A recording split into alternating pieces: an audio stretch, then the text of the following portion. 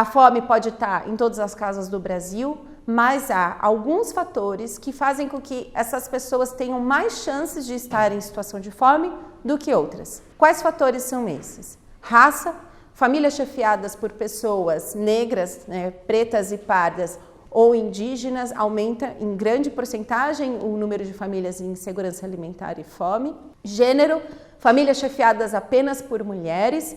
Contexto regional, no rural, a fome percentualmente é maior do que no urbano, apesar da população estar mais concentrada nas cidades do que no campo. E também região, norte e nordeste apresentam índices maiores de fome do que as outras regiões no Brasil.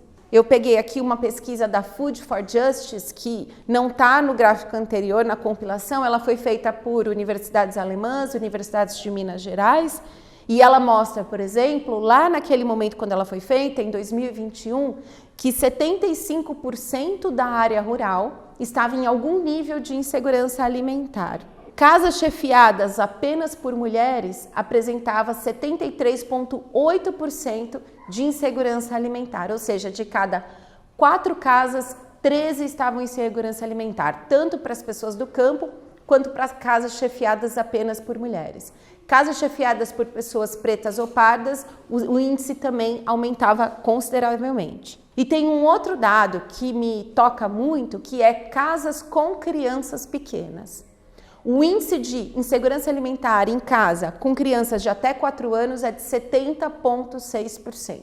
Acho que tem um fator importante que a gente tem que considerar na pandemia, que as escolas estavam fechadas e às vezes as mulheres tiveram, principalmente as mulheres, porque o trabalho do cuidado muitas vezes fica pra gente, a gente teve que sair do mercado de trabalho para ficar tomando conta das crianças em casa e isso diminui a renda da casa e consequentemente aumenta a fome dentro dessa casa. Aqui tem um outro gráfico que mostra pra gente as diferenças regionais.